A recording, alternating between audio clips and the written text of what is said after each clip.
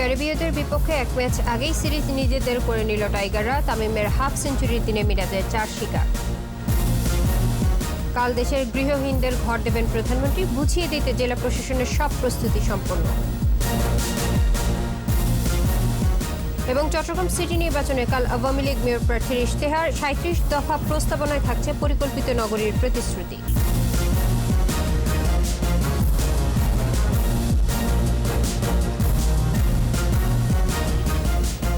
শুনছিলেন first security ইসলামী bank limited সংবাদ শিরোনাম।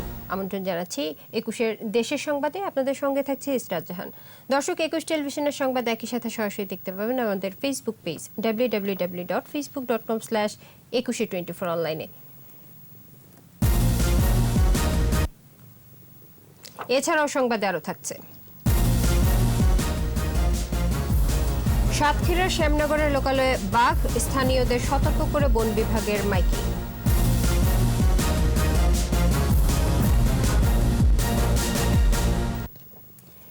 দেশের ৬৬,১৮৯টি ভূমি ও গৃহহীন পরিবারকে কাল ঘর ও জমি দেবেন প্রধানমন্ত্রী শেখ হাসিনা। জাতির পিতা বঙ্গবন্ধু শেখ মুজিবুর রহমানের জন্মশতবর্ষ উপলক্ষে নেয়া পরিকল্পনা অনুযায়ী ২ বছরের মধ্যে দেশে কেউ গৃহহীন থাকবে না। এদিকে জমি ও ঘর বুঝিয়ে দিতে এরই মধ্যে সব প্রস্তুতি সম্পন্ন করেছে জেলা প্রশাসন। প্রতিনিধিদের সহায়তায় আরও জানাচ্ছেন সমর ইসলাম। ঢাকার কাছে গাজীপুরে ৩টি উপজেলায় প্রথম ধাপে ১১৭টি পরিবার এই প্রকল্পের আওতায় জমি ও ঘর পাচ্ছেন। সংবাদ সম্মেলন করে এই তথ্য জানিয়েছেন জেলা প্রশাসক এস.এম. তরিকুল ইসলাম। মুন্সিগঞ্জে ভূমি ও গৃহহীন ছিন্নমূল অসহায় ৫০৮ পরিবার পাবে ২% জমি ও ১,৭১,০০০ টাকা ব্যয়ে নির্মিত ২ কক্ষের ঘর। আশ্রয়ন প্রকল্পে শনিবার নরসিংদীর ২২১ গৃহহীন পরিবার পাচ্ছে পাকা ঘর। টাঙ্গাইলের ১২ উপজেলায় সরকারি ১,১৭৪ এবং সামর্থ্যবানদের অর্থায়নে আরও ১০০ ঘর নির্মাণ করা হচ্ছে। প্রথম পর্যায়ে ৬১৩ উপকারভোগীর মাঝে চাবি হস্তান্তর করা হবে। রাজবাড়ীতে প্রথম ধাপের জন্য ৬৩১টি ঘর নির্মাণ সম্পন্ন হয়েছে। সাংবাদিকদের সাথে মতবিনিময় সভায় ৫ উপজেলায় ৭৯২টি ঘর প্রস্তুত করার কথা জানান ঠাকুরগাঁওয়ের জেলা প্রশাসক ডক্টর কে.এম. কামরুজ্জামান সেলিম। প্রথম পর্যায়ে নওগাঁয় ১,০৫৬ পরিবারকে ঘর দেয়া হচ্ছে। মুজিব বর্ষে কক্সবাজার জেলায় প্রথম ধাপে ৩০৩ জন উপকারভোগীর কাছে নতুন ঘরের চাবি হস্তান্তর করা হবে। নড়াইলে প্রধানমন্ত্রীর দেয়া ঘর পাচ্ছেন ৩২৫ পরিবার, এর মধ্যে ১০৫টি ঘর হস্তান্তর করা হবে। সাতক্ষীরায় প্রধানমন্ত্রীর উপহার পাচ্ছেন ১,১৪৯টি গৃহহীন পরিবার। চুয়াডাঙ্গায় প্রথম ধাপে ১৩৪ পরিবারের মাঝে জমি ও বাড়ির দলিল হস্তান্তর করা হবে। জেলায় প্রধানমন্ত্রীর উপহার হিসেবে গৃহহীনদের জন্য ১,১২৬টি সেমি পাকা ঘর প্রস্তুত করা হয়েছে বলে জানান মৌলভীবাজারের জেলা প্রশাসক। এছাড়া পিরোজপুরে ৩৭৫, বাগেরহাটে ৪৩৩, সুনামগঞ্জে ৪০৭, পটুয়াখালীতে ১,৩৩৮, ঝালকাঠিতে ২৩০, জয়পুরহাটে ৩৫ ও নোয়াখালীতে ১৫০ পরিবার প্রথম ধাপে প্রধানমন্ত্রীর দেয়া ঘর ও জমি উপহার পাচ্ছেন। দ্বিতীয় ধাপে আগামী মাসে আরও ১ লাখ পরিবারকে ঘর ও জমি দেয়া হবে। সমর ইসলাম, ২১ টেলিভিশন। এ যেন স্বপ্ন, এতদিন মাথা গোজার ঠাঁই ছিল না, আর এখন জমিসহ ঘর। হ্যাঁ, সারা দেশেই এরকম হতদরিদ্র ভূমিহীন গৃহহীনদের স্বপ্ন পূরণ করে চলেছেন প্রধানমন্ত্রী শেখ হাসিনা। মুজিববর্ষে জমিসহ ঘর পেয়ে আনন্দে আত্মহারা রংপুরের হতদরিদ্ররা। স্বপ্ন পূরণ হয় প্রধানমন্ত্রীকে ধন্যবাদও জানিয়েছেন তারা। রংপুরের তারাগঞ্জ ও গঙ্গাচড়া ঘুরে তপু শাহিন মিয়ার ক্যামেরায় মেহেদী হাসানের রিপোর্ট, জানাচ্ছেন রাসেল খান। দৃষ্টি প্রতিবন্ধী ফজলে হক স্ত্রী মিনারাকে নিয়ে থাকতেন তারাগঞ্জের ফরিদাবাদ ইউনিয়ন পরিষদের ভবনে। ছিল না থাকার মতো কোনো জায়গা, নিজেদের একটি বাড়ি, সাথে পাকা ঘর। এ যেন স্বপ্ন। তাদের সেই স্বপ্ন এখন বাস্তব। গরিব মানুষের জন্য শেখ হাসিনা আমাদের এটা দেশে অনেক ভালো হয়ে গেছে। বাংলাদেশ সরকার যে একটা পদ্ধতি নিয়ে একটা করছে, এটাকে তাকে আমি খুব ধন্যবাদ জানাই। এ পরিবারটির মতো ফরিদাবাদে আরও ১৯টি ভূমিহীন গৃহহীন পরিবারের স্বপ্ন পূরণ করলেন জাতির পিতার কন্যা প্রধানমন্ত্রী শেখ হাসিনা। মাইশির জমির কষ্ট করি আছে না, এখন সরকার আমাকে সাহায্য করি, ঘর একটা দিল, ভালো হয়েছে। দয়া করেই দিছে। তারপরে বুঝবার পাইলাম যে সরকার আমাদের অনুদান হিসেবে এই ঘর পাইলাম। পাশের থানার গঙ্গাচড়ার নোহালী ইউনিয়নের পূর্ব কচুয়া গ্রামের 15 পরিবারও একইভাবে পুনর্বাসিত হয়েছে। স্যার দেখে কইলো যে তোমার ভাঙা ঘরে পড়ে আছেন, পাকা ঘর করে দিব। আমরা কখনো কল্পনা করিনি যে আমরা এইভাবে ঘর বাড়ি পাবো। এখন উনি আমাদের ভালো করছেন, আমাদের বাচ্চা কাচ্চা নিয়ে ভালো করছেন। স্থানীয় প্রশাসন বলছে যাচাই বাছাই করে সবচেয়ে হতদরিদ্র পরিবারগুলোকে ঘর দেয়া হয়েছে। আমরা গ্রামে নেমেছি, নিজেরাই তদন্ত করেছি, তার মধ্য থেকে যাদেরকে আমাদের ক্রাইটেরিয়া অনুযায়ী সবচেয়ে যোগ্য মনে হয়েছে তাদেরকে আমরা এখানে পুনর্বাসন করেছি। গোটা রংপুরে 1273টি ভূমিহীন গৃহহীন পরিবারকে পুনর্বাসিত করা হয়েছে। রাসেল খান, 21 টেলিভিশন।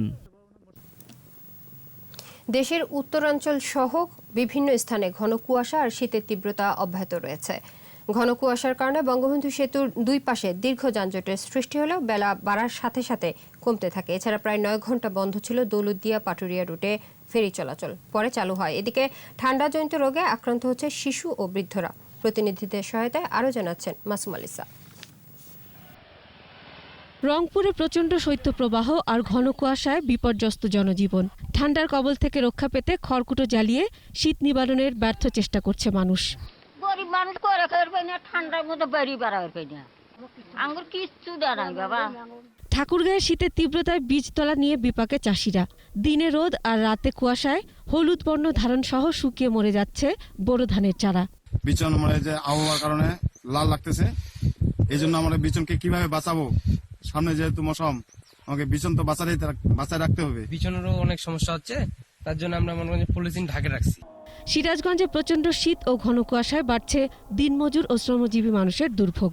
রাতেও অন্ধকার, দিনেও শীতের কুয়াশ পড়ছে একবারে। চুয়াডাঙ্গার হাসপাতাল ও ক্লিনিকগুলোতে শীতজনিত রোগীর ভিড় বেড়েই চলেছে। শিশু ও বৃদ্ধরা কষ্টে আছে। শিশুদের জন্য 15টা করে বিছানা আছে, সেখানে প্রতিদিন 50টা করে রোগী থাকছে, যার ফলে অনেক রোগী আমরা ফ্লোরে দিতে বাধ্য হচ্ছে। দিনাজপুরের হিলিতে শীতের কারণে কাজে যেতে না পারা ও কাজ কমে যাওয়ায় বিপাকে খেটে খাওয়া মানুষেরা। ঠান্ডাজনিত নানা রোগে আক্রান্ত হচ্ছেন শিশু ও বয়স্করা। হবিগঞ্জে শীতের প্রকোপ বাড়ছে, সবচেয়ে বেশি সমস্যায় পড়েছেন শ্রমজীবী মানুষেরা। এর আগে সকাল থেকে ঘন কুয়াশার কারণে সিরাজগঞ্জের বঙ্গবন্ধু সেতুর পশ্চিম সংযোগ মহাসড়কে ও টাঙ্গাইল অংশের এলেঙ্গা পর্যন্ত দীর্ঘ যানজটের সৃষ্টি হয়। থেমে থেমে চলে যানবাহন। ঘন কুয়াশায় দৌলতদিয়া পাটুরিয়া নৌ রুটে ফেরি চলাচল ব্যাহত। প্রায় 9 ঘন্টা বন্ধ থাকার পর ফেরি চলাচল শুরু হয়। মাসুম আলিসা, 21 টেলিভিশন। করোনা আক্রান্ত হয়ে গত 24 ঘন্টায় 15 জনের মৃত্যু হয়েছে। এ নিয়ে মৃতের সংখ্যা দাঁড়ালো 7,981 জনে। শুক্রবার স্বাস্থ্য অধিদপ্তরের নিয়মিত সংবাদ বিজ্ঞপ্তিতে এই তথ্য জানানো হয়। গত 24 ঘন্টায় নতুন করে করোনা শনাক্ত হয়েছে 619 জনের। এই সময় নমুনা সংগ্রহ করা হয়েছে 14,924টি আর পরীক্ষা হয়েছে 14,846টি। 24 ঘন্টায় শনাক্তের হার 4.17%।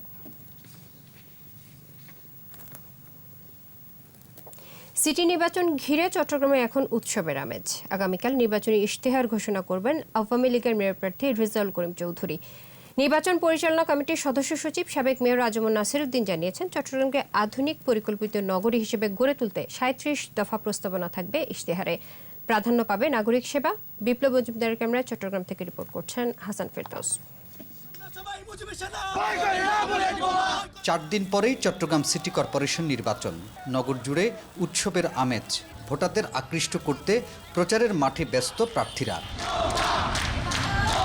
এর মধ্যেই শনিবার নির্বাচনী ইশতেহার ঘোষণা করবে আওয়ামী লীগ প্রার্থী। ইশতেহার চূড়ান্ত করতে শুক্রবার সকাল থেকে দলীয় নেতারা বৈঠক করেছেন মেয়র প্রার্থী রেজাউল করিম চৌধুরীর বাসভবনে। নির্বাচন পরিচালনা কমিটির সদস্য সচিব সাবেক মেয়র আজমন নাসিরউদ্দিন জানালেন, চট্টগ্রামকে একটি আধুনিক পরিকল্পিত নগরী হিসেবে গড়ে তোলার বিষয়টিকে গুরুত্ব দেওয়া হচ্ছে। একটা পরিকল্পিত, নিরাপদ এবং পরিবেশ বান্ধব এবং বাসযোগ্য একটা নগর যাতে এটা গড়ে তোলা যায়, সেটাকে আমরা প্রাধান্য দিচ্ছি। এবং এই নগরে যারা বসবাস করবেন, জাতি, ধর্ম, বর্ণ, দলমত নির্বিশেষে সবার যে নাগরিক যে প্রত্যাশা বা নাগরিক যেই সেবা, যেটা চট্টগ্রাম সিটি কর্পোরেশনের এখতিয়ারের মধ্যে আছে। দলীয় হাইকমান্ডের নির্দেশনা সত্ত্বেও ৩১টি ওয়ার্ডে বিদ্রোহী প্রার্থী রয়েছে। এ বিষয়ে মহানগর আওয়ামী লীগের সাধারণ সম্পাদক জানান, বিষয়টি কেন্দ্রে জানানো হয়েছে, সিদ্ধান্ত পেলেই ব্যবস্থা নেওয়া হবে। আমাদের যে সুপারিশটা কেন্দ্রে পাঠানোর যে সিদ্ধান্ত ছিল সেটা কিন্তু আমরা যথারীতি আজ থেকে অনেক আগেই পাঠিয়ে দিয়েছি। এখন কেন্দ্রে থেকে যে সিদ্ধান্তটা আসবে সেটাই আমরা জানিয়ে দেব। শেষ মুহূর্তে এসে নির্বাচনকে ঘিরে কিছুটা উত্তেজনা ছড়ালেও নগরবাসী আশা উৎসবমুখর পরিবেশে ভোট হবে। হাসান ফেরদৌস, ২১ টেলিভিশন, চট্টগ্রাম। সন্ত্রাস ও মাদক থেকে সবাইকে দূরে থাকার আহ্বান জানিয়েছেন পররাষ্ট্রমন্ত্রী ডক্টর এ কে আব্দুল মোমেন। তিনি বলেছেন, সন্ত্রাস ও মাদক একটি সামাজিক ব্যাধি। দুপুরে সিলেটে র্যাপিড অ্যাকশন ব্যাটালিয়ন র্যাব ৯-এর আয়োজনে হাফ ম্যারাথন প্রতিযোগিতার পুরস্কার প্রদান অনুষ্ঠানে তিনি বলেন, যারা সন্ত্রাস ও মাদকে জড়িয়ে পড়ে তাদের ধারের কাছে কেউ আসে না, এমনকি মৃত্যুর সময়ও কাউকে কাছে পাওয়া যায় না। সুস্থ ধারায় থেকে সবাইকে মিলেমিশে বসবাস করারও অনুরোধ জানান মন্ত্রী। অনুষ্ঠানে মাদক, জঙ্গি ও সন্ত্রাস বিরোধী শপথ পাঠ করেন র্যাবের অতিরিক্ত মহাপরিচালক কর্নেল তোফায়েল মোস্তফা সারোয়ার। এর আগে সকালে নগরীর কিনব্রিজ এলাকা থেকে হাফ ম্যারাথন দৌড় শুরু করা হয়েছিল। এতে অংশ নেন ১,০৫০ জন দৌড়বিদ।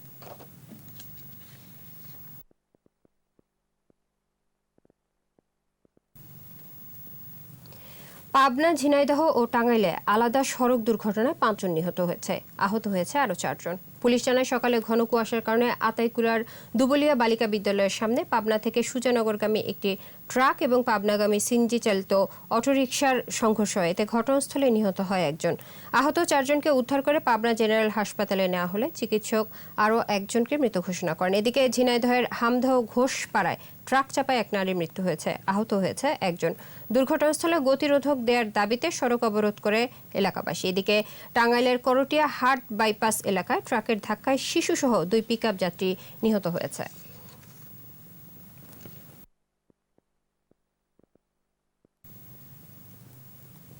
সাতক্ষীরায় শ্যামনগরে সুন্দরবনের কাছে লোকালয়ে বাঘ ঢুকে পড়েছে। মানুষকে সতর্ক থাকতে মাইকিং করা হচ্ছে। স্থানীয়রা জানান, দীর্ঘ 9 বছর পর গত মঙ্গল ও বুধবার শ্যামনগরের কলবাড়ি ও দাতিনা খালের হুলোর মোড়ে বাঘ দেখা যায়। নদী পার হয়ে লোকালয়ে বাঘ ঢুকে যাওয়ায় আতঙ্কের মধ্যে আছেন গ্রামবাসীরা।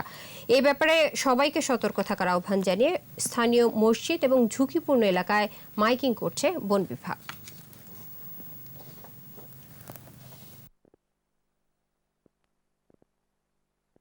ওই এলাকায় ঘোরাফেরা করতেছে এলাকাবাসী সহ আমরা, আমাদের দাবি এই বাঘটা যদি ফিরাই দেওয়া না যায় তাহলে হয়তো কোনো এক সময় লোকালয় পারে আসতে পারে। বাঘ সুন্দরবনে থাকবে, চলবে, এটাই স্বাভাবিক, কিন্তু এটা নিয়ে বিভ্রান্ত হওয়ার কিছু নেই। আমাদের বিভিন্ন সহযোগী যে আমাদের সাপোর্টিং যে ইয়াগুলো আছে, এরা যেমন ভিটিআরটি, সিপিজি প্লাস সচেতন মানুষ যারা আছে, বিসিএফ, পিএফ, সবাই আমরা সচেতন আছি। নিচে সংবাদ বিরতি। নো মাস্ক নো সার্ভিস বিধি মেনে চলুন, সুস্থ থাকুন। যখন ফিরছি তখন অন্যান্য খবরের সঙ্গে আরও থাকবে। বান্দরবানের নাইক্ষ্যংছড়িতে মাদক কারবারিদের সাথে বিজিবির গোলাগুলি, এক রোহিঙ্গা নিহত, অস্ত্র ও মাদক উদ্ধার।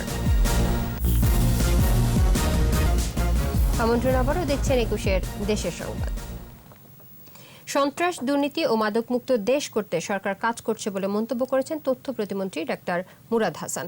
দুপুরে জামালপুরের সরিষাবাড়িতে প্রায় 500 শীতার্ত মানুষের মাঝে কম্বল বিতরণ করেন প্রতিমন্ত্রী। পরে তিনি বলেন, ইতিহাসের রেকর্ড ভেঙে এখন মাথাপিছু আয় $2064 মার্কিন উন্নীত হয়েছে। করোনা মোকাবেলায় ভারত থেকে 20 লাখ ভ্যাকসিন আনা হয়েছে, অথচ বিএনপি একের পর এক মিথ্যাচার চালিয়ে যাচ্ছে বলেও অভিযোগ করেন তিনি।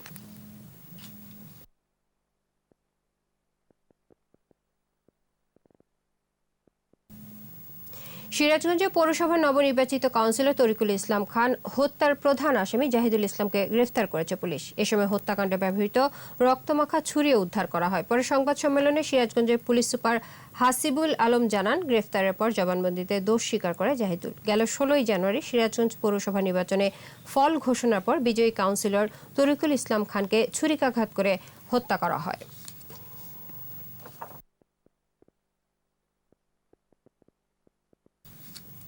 এবার চট্টগ্রাম সংবাদ।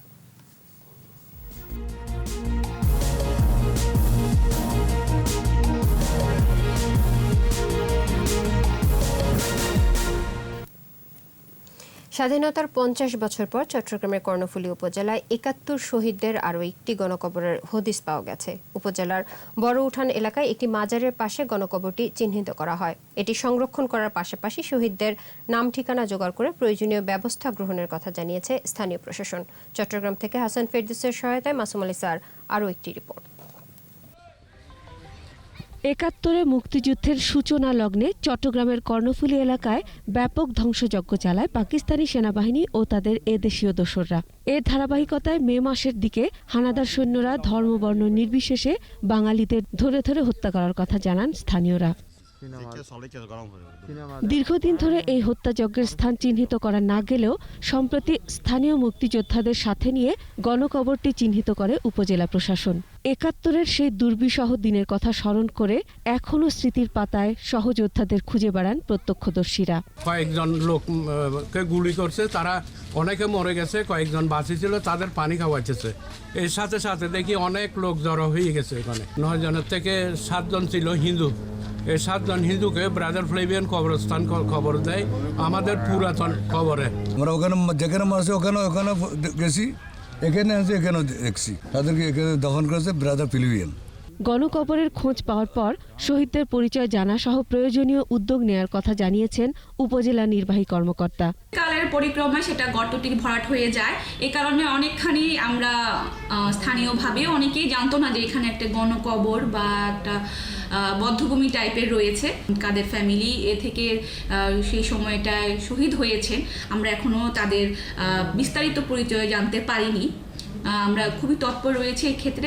মুক্তিযুদ্ধের ইতিহাস নতুন প্রজন্মের কাছে তুলে ধরতে দ্রুত গণকবরটি সংরক্ষণের দাবি স্থানীয়দের।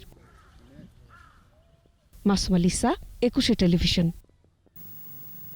চট্টগ্রামের আনোয়ারায় লোকনাথ মন্দির ও স্বামী জ্যোতিষ্বরানন্দ গীতা বিদ্যানিকেতন ভাঙচুরের প্রতিবাদে মানববন্ধন ও বিক্ষোভ সমাবেশ করেছে বিদ্যানিকেতনের শিক্ষার্থী ও ভক্তরা। সকালে আনোয়ারা উপজেলা সদরের সর্দারপাড়া জয়কালী বাজারে মানববন্ধন ও সমাবেশ অনুষ্ঠিত হয়। বক্তারা ভাঙচুরের সাথে জড়িতদের শাস্তি দাবি করেন। ওই ঘটনায় থানায় মামলা হলেও পুলিশ রহস্যজনক কারণে নীরব রয়েছে বলেও অভিযোগ করা হয় সমাবেশ থেকে।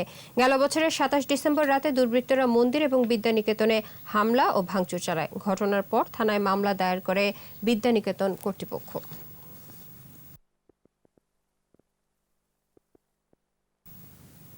বান্দরবানের নাইক্ষ্যংছড়ির 22 ফাঁড়ি সীমান্তে বিজিবির সাথে মাদক চোরাকারবারিদের গোলাগুলিতে একজন নিহত হয়েছে। বিজিবি ও স্থানীয়রা জানায় উপজেলার ঘুমধুম ইউনিয়নের 22 ফাঁড়ি সীমান্ত দিয়ে মিয়ানমার থেকে ইয়াবা পাচারের সময় বিজিবির দুটি দল অভিযান চালায়। এ সময় বাংলাদেশ মিয়ানমার সীমান্তের 36 নম্বর পিলারের কাছে মাদক চোরাকারবারিরা বিজিবিকে লক্ষ্য করে গুলি ছোড়ে। বিজিবিও পাল্টা গুলি চালায়। পরে ঘটনাস্থল থেকে আব্দুর রহিম নামে এক রোহিঙ্গা চোরাকারবারির মৃতদেহ উদ্ধার করা হয়। জব্দ করা হয় একটি বন্দুক, 4 রাউন্ড গুলি এবং 50,000 পিস ইয়াবা। কক্সবাজারের মহেশখালীর মাতার বাড়িতে গ্যাস সিলিন্ডার বিস্ফোরণে এক শিশু নিহত হয়েছে, আহত হয়েছে আরও 10 জন। পুলিশ জানায় মাতার বাড়ি নতুন বাজার এলাকার আজিজিয়া কাশিমুল উলুম মাদ্রাসার বার্ষিক সভায় সিলিন্ডারের বেলুন ফুলিয়ে বিক্রি করছিল এক বিক্রেতা। বেলুনে গ্যাস ভরার সময় হঠাৎই সিলিন্ডারের বিস্ফোরণ ঘটে। এতে এক শিশু নিহত হয় এবং আহত হয় 10 জন। খবর পেয়ে ফায়ার সার্ভিস ও পুলিশ ঘটনাস্থলে পৌঁছে আহতদের চকরিয়া ডুলা হাজারা স্বাস্থ্য কমপ্লেক্স ও চট্টগ্রাম মেডিকেল কলেজ হাসপাতালে পাঠায়। আহতদের মধ্যে 4 জনের অবস্থা আশঙ্কাজনক। আর এর সাথে শেষ করছি 21 দেশের সংবাদ। তবে যাবার আগে ফার্স্ট সিকিউরিটি ইসলামী ব্যাংক লিমিটেড সংবাদ শিরোনামগুলো আরও একবার। ক্যারিবীয়দের বিপক্ষে 1 ম্যাচ আগেই সিরিজ নিজেদের করে নিল টাইগাররা। তামিমের হাফ সেঞ্চুরির দিনে মিরাজের 4 শিকার। কাল দেশের গৃহহীনদের ঘর দেবেন প্রধানমন্ত্রী, বুঝিয়ে দিতে জেলা প্রশাসনের সব প্রস্তুতি সম্পন্ন। এবং চট্টগ্রাম সিটি নির্বাচনে কাল আওয়ামী লীগ মেয়র প্রার্থীর ইশতেহার, 37 দফা প্রস্তাবনায় থাকছে পরিকল্পিত নগরীর প্রতিশ্রুতি।